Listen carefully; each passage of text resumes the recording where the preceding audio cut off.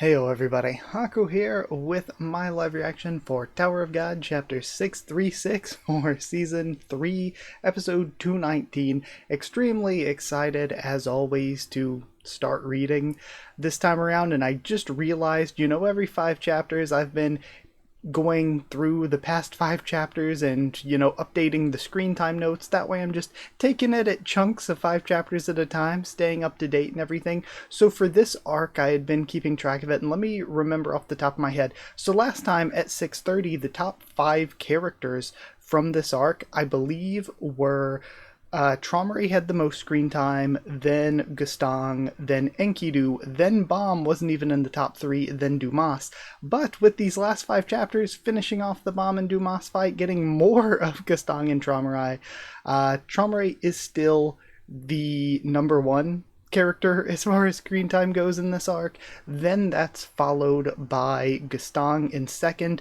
but Bomb has moved past Enkidu into third, and I actually think, if I'm remembering correctly, that Enkidu and Dumas are tied now for fourth. And then beyond that, you've got characters like Raccoon and some of the others, but when you go further, I can't really remember as much what they are without the notes right here with me. I took them back on Monday, so I've kind of forgotten a little bit, but I remembered the top 5 for you. So yeah, I did forget, well, I didn't forget actually, I just didn't have time to do any more Tower of God anime this week, but again, I keep saying it every week, I will catch up as soon as possible. Same with doing the Tower of God in Japanese streams. I really wanted to do those this week, but I just didn't get any time to, so hopefully this coming week, within the next couple days, hopefully I'll be able to do some of that. I'll be able to stream some Tower of God in Japanese. Hopefully I can do that. But yeah, I'm just excited to get into this coming chapter. Last chapter, I just keep thinking about it, was so good. There was so much good character stuff to love, and I feel like that's really what gets me in any series most of all, is just, entertainment on a week-to-week basis, and I thought it was really entertaining. Even when I'm critical of the story, I still really love when a story can keep me entertained. I used to say it all the time back at Last Station. A lot of people were really, really critical of Last Station on a week-to-week basis, and I was one of them, in the sense that I kept saying, yeah, the writing here in Last Station isn't what we had been getting from Tower of God, because we had been getting crazy good arc after crazy good arc, and I'm like, the writing isn't what it's been, but it is so fun and exciting seeing all of these high ranker characters, learning more about Zahard's army week to week, and so I value how entertaining and how fun things are. But on top of that, more than even the world building or good fight choreography or anything like that, I really value good character stuff. And I think the way that Traumery and Gustang's characters have been developed have been really, really good, especially in the past few chapters even. The way that Gustang's character is really, all the little pieces we've seen of it have just been coming together in such a cool way. Things like Gustang being in the flashback, Zahard and V being like, yeah, he's harder on himself than any of us, so he would be the perfect one to judge us and everything, and that personality trait fits in with now in the present time, in the present story of Tower of God. From what we know, none of the other family heads are doing this. Gustang is the first family head to say, hey, I want to hold the family heads accountable, and it just makes it so the flashback in the past Gustang fits in with the current Gustang we're seeing, and I think all of that's been very good. And even some of the few criticisms I had, even one of the only criticisms is, I'm like, Valhalla's not a bad name, but it feels kind of, not really as consistent with a lot of other names, and, maybe it could have been cooler, maybe it could have been different, but I'm totally wrong, because if Valhalla is built upon the body of, or the former existence of Amizu, if Amizu's body became Valhalla, then I think that's such a good name. That changes things so much, because Valhalla is this this mythical resting place for great warriors, and we have this, trailblazer who climbed the tower with the great warriors, and her resting place, her afterlife of battle, so to speak, is as a part of this dragon, as Valhalla. It's such a good name with that context. So that's really cool. Also, having Bomb come in here and the whole exposing and revealing the arena is really good, because remember, the whole goal for Bomb here is if Bomb makes it to the arena without getting captured by either family, he gets his freedom. That was the whole deal for Bomb. So now all he has to do is try to get to the arena, and meanwhile Gaston can be like, okay, I don't want Tromray to capture him. Tromray can be like, I don't want Gaston to capture him, and we can have Bomb win, so to speak. We can have Bomb succeed by making it to the arena while Gaston and Tromray are too busy trying to defeat each other to be able to capture him. And, they basically both run defense for Bomb for their own sake, and it ends up benefiting Bomb. I think that, Siu's written himself a good, not really out, but a good conclusion for what Bomb is here to do and what Bomb can do here, because, again, even after the Dumas stuff, Bomb shouldn't really be throwing hands with family heads, so to speak, but, playing the family heads against each other because they're already fighting, and then making it successfully to the arena and winning his freedom, Bomb can totally do that. So yeah, I think that last chapter was really, really, really great. I'm sure there's even more to talk about that I'm not even thinking of right here in this moment. But with that aside, I guess let's just start reading. There's probably more that I'm forgetting that I wanted to say in the intro, but it's not coming to me, so if I think of it later, I'll bring it up later. But either way, we have our, at this point, traditional violence warning at the very beginning, and so yeah, we have our violence warning, but they have been kind of justified for a long time now. They've been useful for many months. Also, I am thinking too more about Valhalla. So it could mean, with Valhalla being Amazu, did Tromray do the dirty with this dragon? I mean, hey, I don't blame him.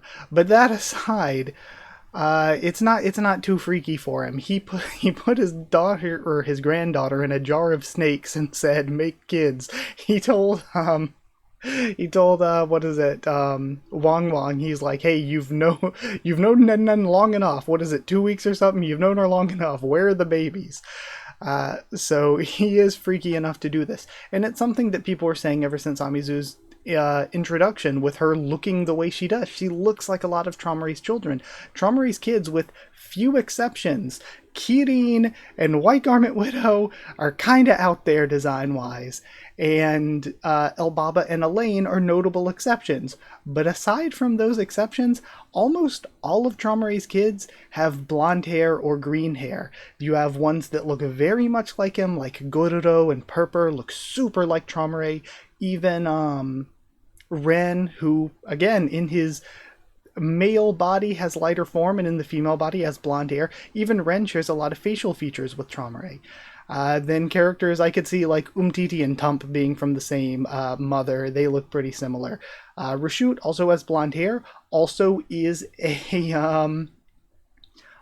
somebody who controls the chimeras, or these bloody pieced together creatures. So there is that kind of direct connection to Valhalla there, in the way Valhalla looks and the way that the creatures that were with Rashut look.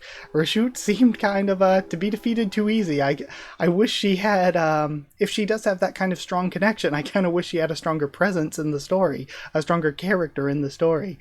But on top of that, the obvious ones with Lobadan's daughter Laura looking so much like Amizu, and then Lobadan's granddaughter, Tromray's great-granddaughter, Lilial looking, blonde hair, those types of eyes.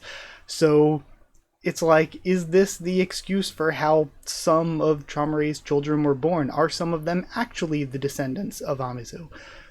So, there's a lot to think about. That could be an excuse. And then, with the introduction of Valhalla, who's called the Demon of, or Dragon of Passion, Dragon of Lust in the other translation, though I like Passion. I really wish that Siu had been more consistent with the naming scheme, where he did Lazy Elgor, Enraged Rapid, and arrogant kraken, because instead of using the actual seven deadly sins, he's using just synonyms for them. Instead of pride, it's arrogant. Instead of sloth, it's lazy. I really liked that naming scheme, but then some of them, it's like we can kind of guess that they fit that, like Dragon of Passion, Dragon of Lust. Okay, we can. I wish it was Passionate Valhalla instead of Dragon of Passion Valhalla. That way we could be like, oh, passionate, this is lust among Tromri's creatures. Or the same goes with Frog, who became a deity after eating 10,000 snakes cobalt. He could have just been, I don't know, hungry cobalt or something to express gluttony, because we could assume that maybe he's gluttony because he got his godhood from eating.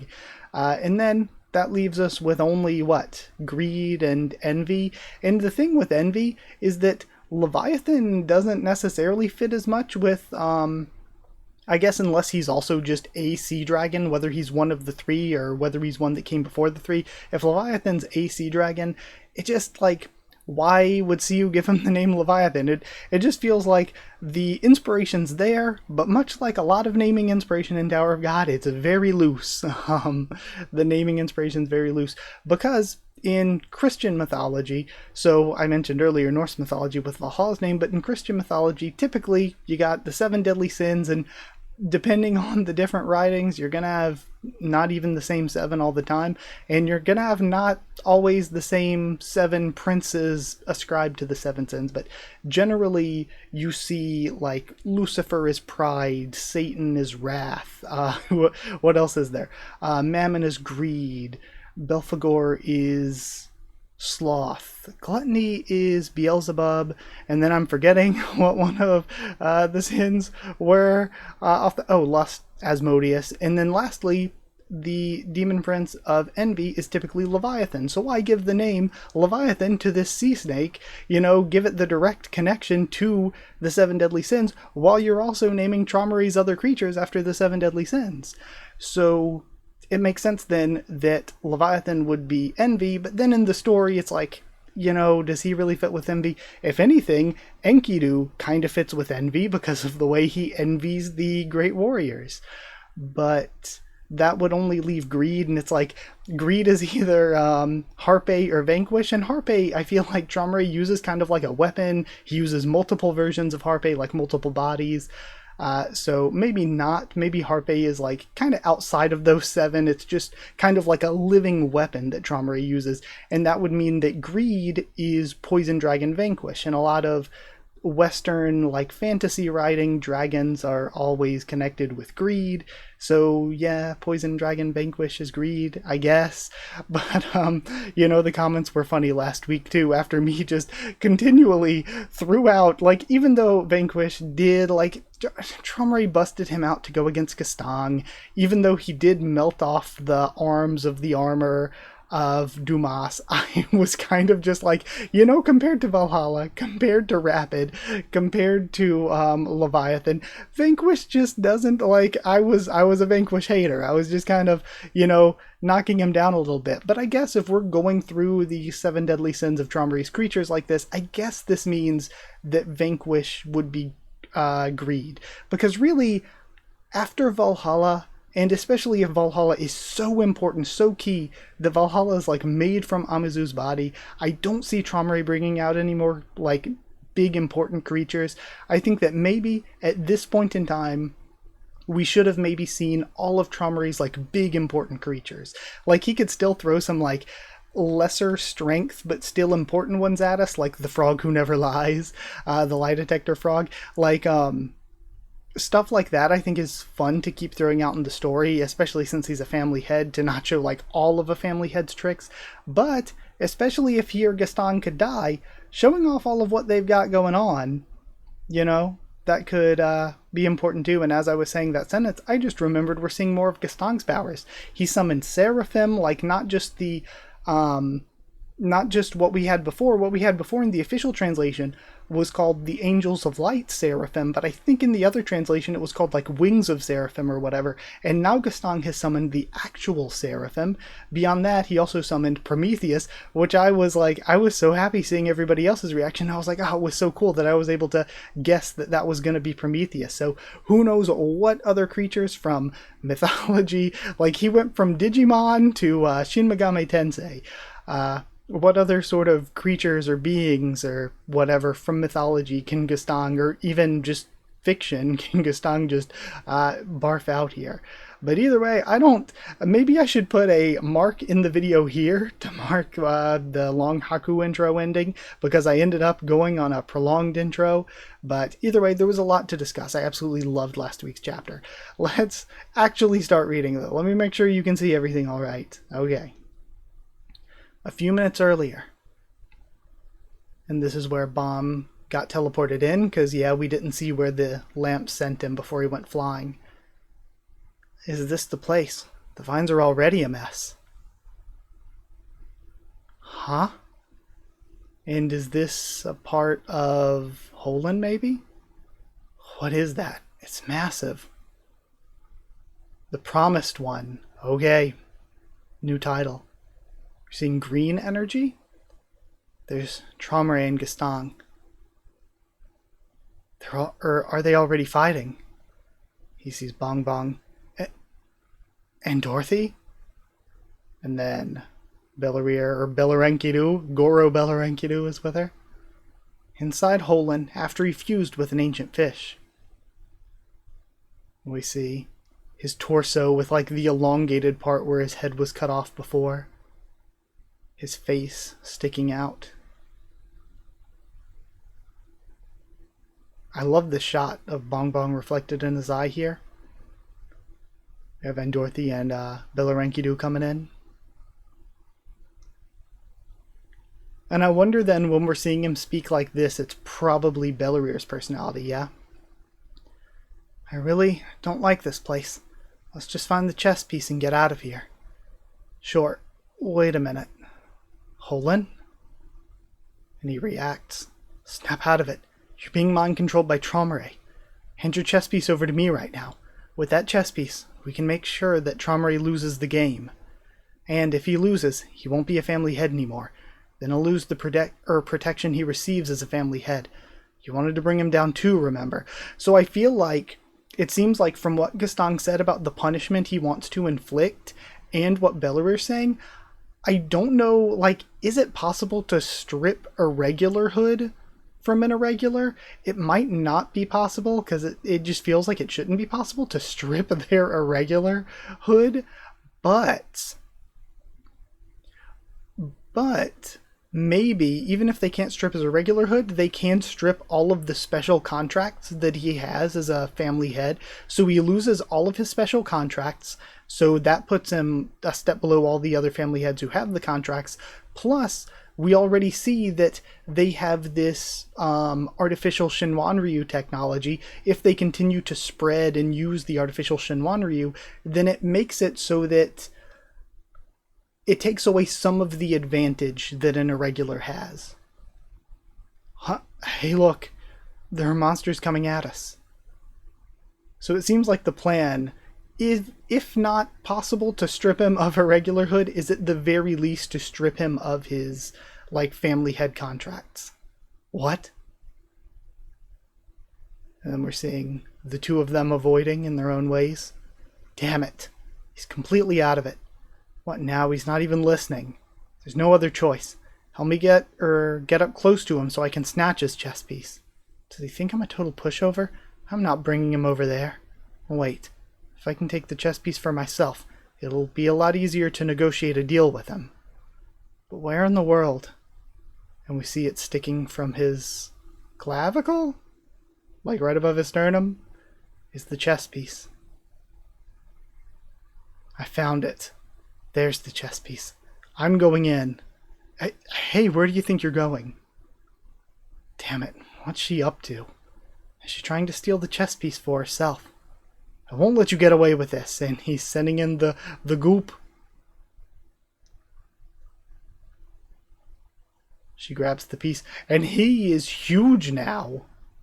Like, he is seemingly expanded.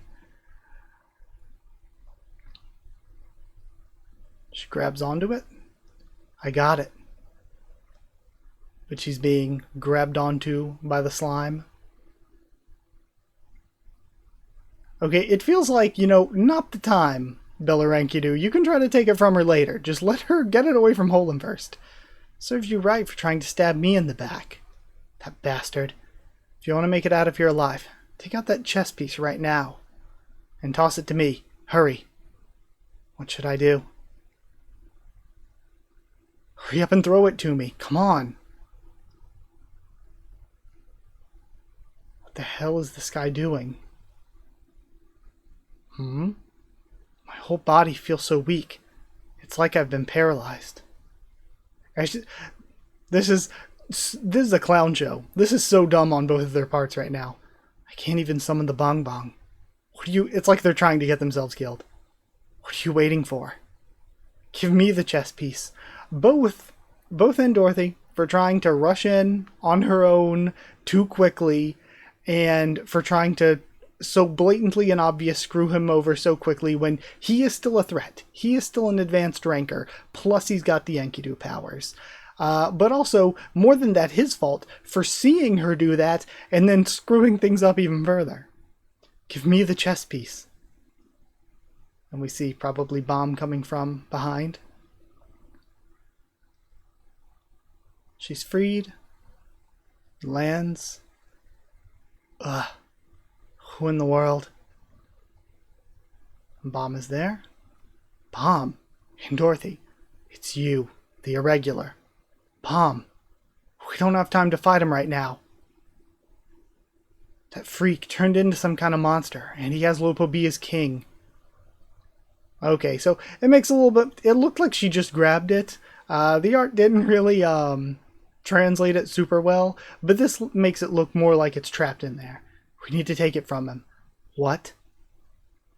And then some of the bits of the creature start coming towards Bomb. And they're all having to dodge. Bomb, attack him. And they're going after Bellerankidu. What the? How do his punches deal so much damage? Now. Grab hold of me. Grabs onto her foot. Got it. And she bong bongs to bring him up toward Holden's face. And is this going to set Holden off, recognizing Bomb, potentially? Bomb, get the chess piece. Okay. He goes in towards it and grabs onto it. I've got it. Good job. Now let's get out of here. And again, much like I've been saying since, like, a workshop battle, essentially, Bong Bong is like the most OP item that CU has written throughout the story. They bong bong out. Bomb, where's the chess piece? Right here. Safe and sound. Well done, Bomb. You little pricks. You're both really starting to get on my nerves. And he's sprouting the Enkidu horns.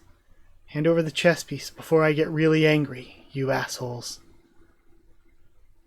That chess piece doesn't belong to you. Irregular. God, you're gonna burst my eardrums. What's wrong with you? Interesting to note. I was wondering if there's anything else. Yeah, we can see like this eruption coming from him. What? Irregular. And now it's going to set off Olin. Irregular. Great, now we're being attacked from both sides. Bomb, the chess piece. Alright, I'll protect the chess piece for you. You go ahead and fight him. And make sure to get get back my chess piece as well. She leaves. What? Like, obviously, writing wise, it'd be cool to see more characters at play. I don't know.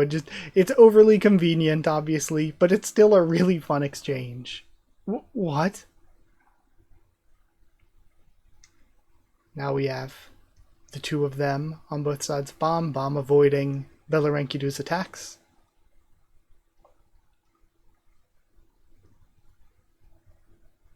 Everyone seems to think so highly of you, Irregular, as they clash.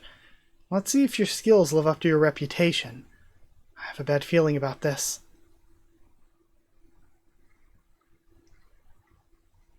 They're separated by an attack from Holin. Irregular.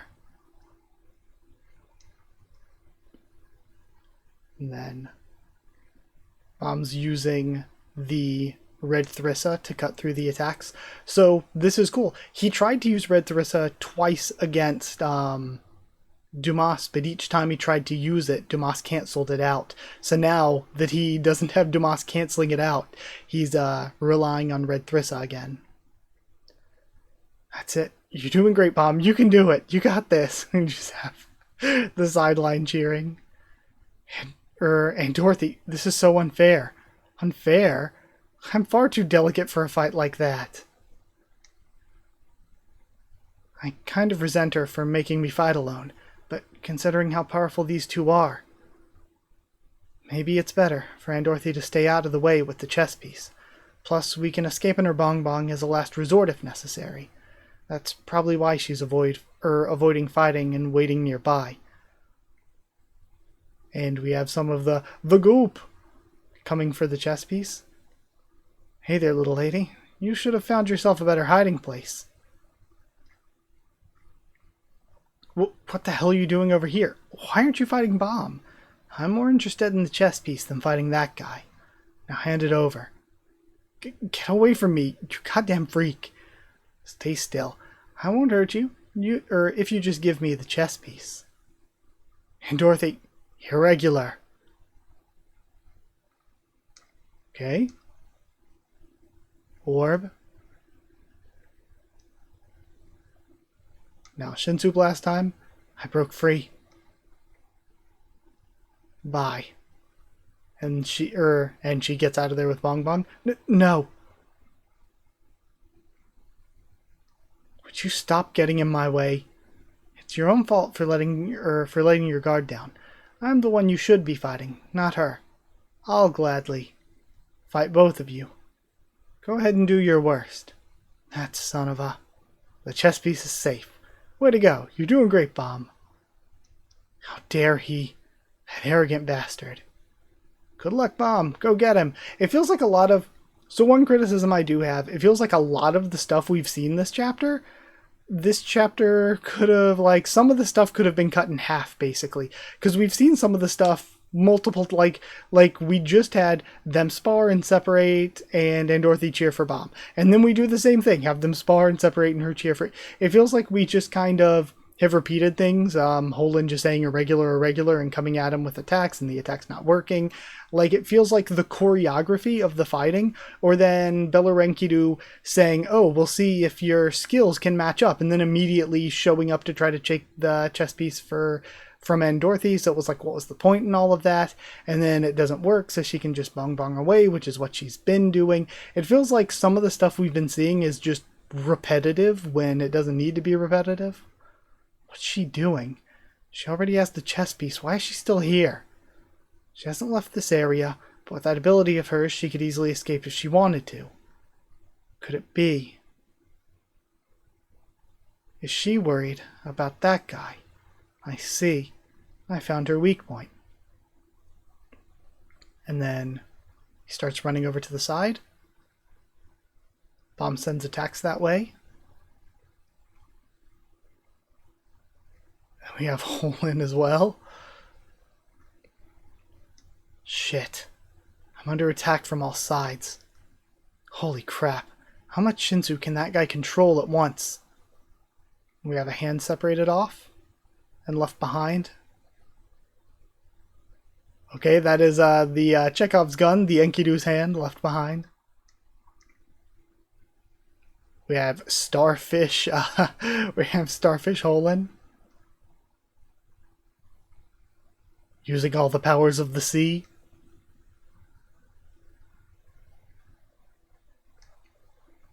Bomb uses the arrow this time. And fires. We have it clashing against and maybe piercing through Holin? Yeah, I would assume he probably got him.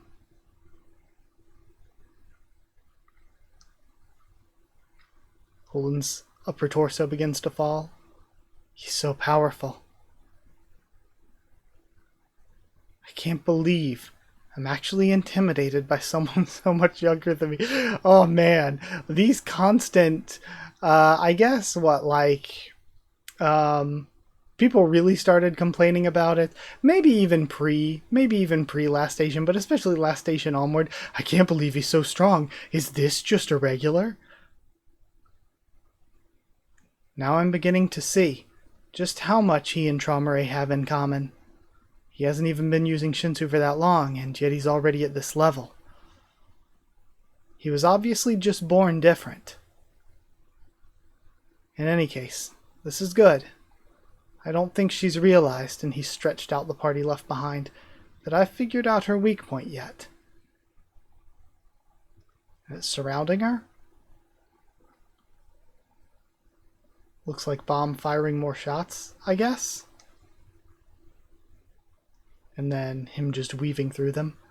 I can't keep fighting like this forever. I still haven't fully recovered from the last battle. I need to hit him.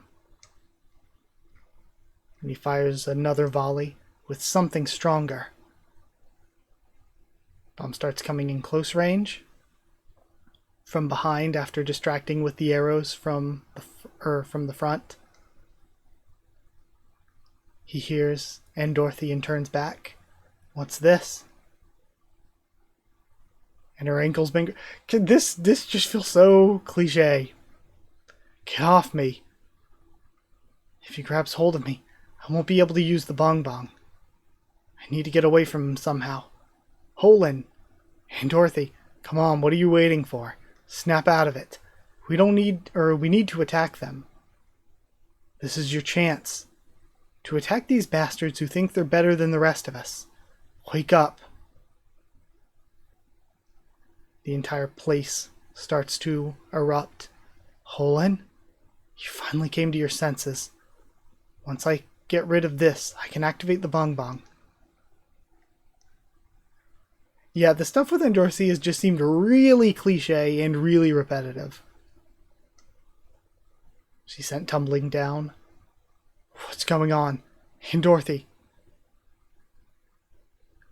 And he's being absorbed more back into the sea creature. I mean, he is the sea creature, but you get my point. And Dorothy. And Bomb's rushing in. Nice. Holden stepped in just in time. And as Bomb is distracted by her, I can get the chess piece afterward. Right now I want something else. And he's left behind some of his fingers? Everyone says. Or maybe not? You're almost like one of the 10 great family heads. I want your body. This is clearly not going to happen. Your essence. If anything, it'll just mean that now we can have just this nice, comfy little dining room dinner table with Red Thrissa, Blue Thrissa, Leviathan, Belarir, Enkidu, Gororo. They're just gonna be sitting around, chatting. Hey, who would have thought? Look at us. Your very being.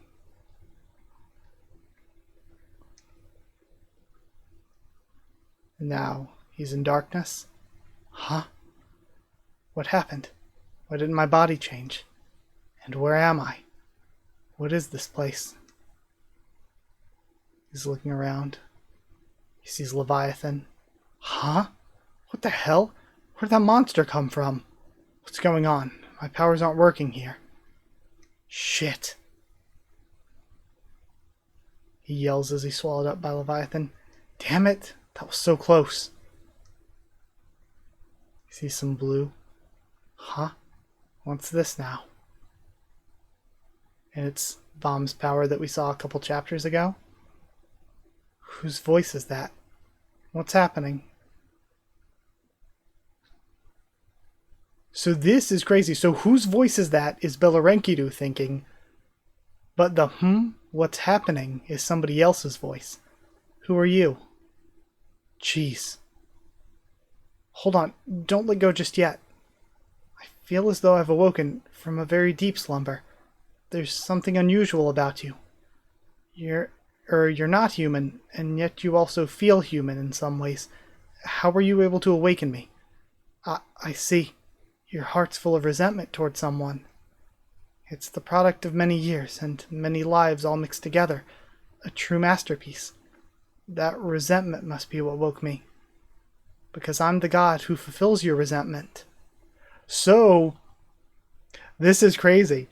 So this seems like it isn't V. This could be what I kind of said for a long time, and I'm sure that people even said before me. I kind of like the theory that we saw it before, where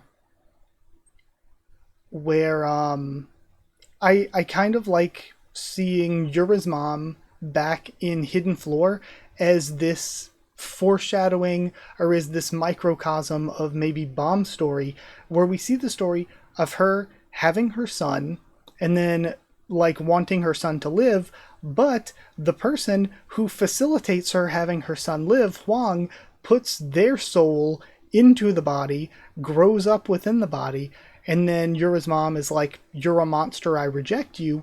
I kind of like the idea that the old Veal's body was taken to the outside by Arlen. The outside god says, "Oh, I'll bring the kid back to life." But the outside god puts himself into the Veal body, becoming Bomb. And that's why, like Rachel said that Arlen always called Bomb a monster. Garam hinted that like the child wasn't Bomb. And so even though, she said Bomb was the child of V and Arlen. So originally, I think Veal, the original kid, who I'm calling Veal, just because I think that was probably the kid's original name. And I think that when he returned to the tower as Bomb, Murchia, we know, was the one who named him Veal. I think Murchia probably just gave him the name that V and Arlen gave him.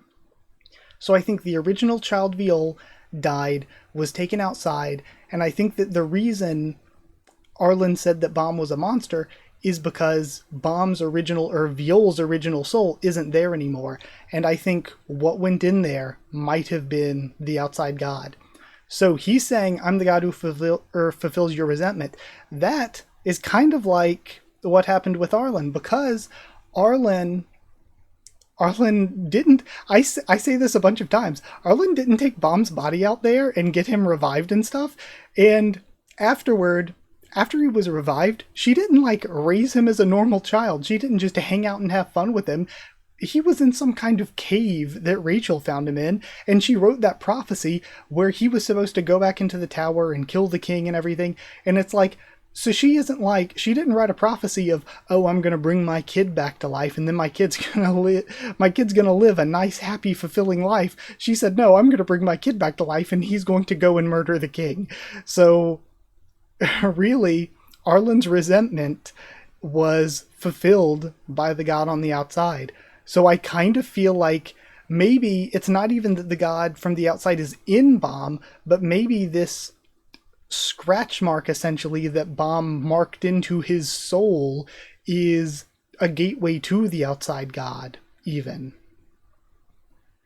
And the outside god is maybe even just right outside of that tiny crack in Bomb's soul. Or it could just be inside of Bomb's soul. I think that this could be God of the outside. Who exactly are you? And we'll see if I did the reactor thing. I'm the promised one who was supposed to return one day and wander the tower once again. Call me V. I don't think this is the V that we know, though. Because the way that they're talking, even though we only saw V climbing the tower, even the V we knew of that was part of the proto-FUG with Arlen and everything, the one that Amazu was going to go join, even that V didn't seem like this. This feels like crazier than the V we know. And then that's where we end. Another I really good a really good chapter, but with some issues. I think it started really, really good. I think towards the middle, a lot of the fighting wasn't very good. A lot of the fighting was super repetitive. A lot of the stuff with Dorothy was really repetitive and really kind of generic. I don't know. I don't like the way she was treated in a lot of this. It could have been much worse, but I'm not a huge fan of the way she was treated. But then here, this stuff at the end, I thought it was going to be bad because it seems like, okay, this is a dumb idea from Belarankidu.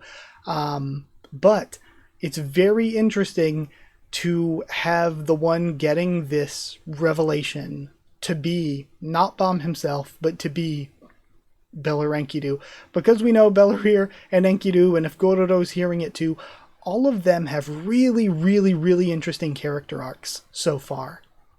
Like, if you would have told me when they were first introduced, I really wouldn't have expected any of the three of them to have a character arc as enjoyable as I found their three characters. Like, I have really, really, even though Gorodo has been major backseat since becoming part of this body, I really, really like Gorodo, Enkidu, and Belarir's character arcs. And even though he's saying call me V, I don't think that this is the V that we know. If anything, the V that we know, for a long time, there's been the theory that Akryung is V. I still don't think that's a dead theory. I still think there is a chance that V could be working with Head-On for some reason and could be related to Akryung or whatever. Maybe Akryung is just V's reanimated body, or just the ghost left behind by V. Maybe V is well and truly dead, but he just left a tiny part of his will behind. But I don't believe this voice. I think this voice is lying. I do not think this voice is like the V that we know. Especially because they say the promised one supposed to return and wander the tower. I think that this is something sketchy. Before, it was like, oh, could the blue Thrissa be related to it? Because V was given the blue flame. We saw when the God of Guardians lookalike was like, hey, you know, at a certain point, like when you allow evolution into the tower, you're going to increase the tower's evil. And when he says evil, we see what looks like the blue Thrissa. And then we know that the devil to ignite the thorn, which turned out to be the blue Thrissa, was found and kept by FUG and then put into Bomb. So there'd be the relation to V there. Maybe after V died, they took the blue flame, which eventually became the blue Thrissa, and then just kept it after V's death until it was time to put it into Bomb, because it's much like the red Thrissa. When the administrator died, the red Thrissa was left behind. It could be a situation of when V died, the blue Thrissa was left behind. But this seems even deeper than the blue Thrissa. I think this is related to how Bomb came back to life. I think this has something to do with the outside god. Whether it's the outside god himself coming into Bomb's body, or something the outside god put in there. And I'm going to stick with the theory. I think this isn't the V we know. I think this is the outside god. I think the outside god put himself in the Bomb's body. I think that Huang's story was foreshadowing for it and kind of a microcosm of what we're seeing now. And I think that works too, because the outside god might have their own backstory. Maybe the outside god was a really, really powerful being from inside the tower, or maybe even the being who made the tower, but eventually was trapped outside of it and couldn't get back in, and maybe Arlen was the one who found a way out. While Haixong's been looking for it, it's hinted at that the Wall Haixong might know it, but... or not Wall Haixong, that the workshop might know it. So what if Arlen finally found the way out, and in finding the way out and having this dead child's body, maybe then the outside god found its way back in, and the outside god's way back into the tower was through Bomb. And if anything, we've been, before it's like, okay, so is the final villain, is the endgame villain of Tower of God going to be Zahard, or is it going to be something different, something greater? What if Zahard's not even the endgame villain? The endgame villain is going to end up being the outside god that is within Bomb. That is kind of something that we've seen before in shonen type stuff. I mean, I think Jujutsu Kaisen just kind of did that. But yeah, what if the outside god is with Bomb, and what if that is the final boss? So yeah, it's so funny that we get this reveal of Call Me V, and immediately I'm just not taking that seriously. Immediately I think it's lying. But like this promised one who was supposed to return, and the god, especially the god who fulfills your resentment, this to me ties in so much to the fulfilling of Arlen's resentment. And then maybe fulfilling the tower's resentment, the outside god again, if there's something that was inside the tower or that built the tower, but then after building it was trapped outside of it and couldn't get back in, they probably have their own resentment. I really, really am on the outside god theory after hearing this. And I really don't trust them when they say that they're V. I don't believe it. That does not sound like V to me. Not at all. Like, V could have changed throughout the years. Absolutely. But I don't think V changed that much. I don't think this is V. But either way, all of that aside, big Haku intro at the beginning, big Haku intro, or big Haku outro at the ending. Another great chapter. Again, I have my criticisms. The fighting wasn't very good. It was kind of repetitive. The chapter could have been cut down a little bit. Let's be real. Let's be honest. I almost don't want to split apart the intro, though, because I kind of want people to listen to it. I thought I was kind of cooking there. I thought it was a really good discussion to have. But either way, I'll end things here so I can go edit this. Like if you did like the video, comment down there to tell me what you thought of this chapter, my first thoughts and reaction. I'm sure after, whenever I go and I post my own video, I usually immediately go and watch like Dr. Bonehead's reaction. I try to watch Naya's reaction when I can. I try to watch Tower Climbers here and there, maybe. I try to watch Ron's whenever he's live. I try to catch him live. Same with Pyro Prima. I always try to do my best to catch live. And then Amy on Tuesdays, I always catch live lately.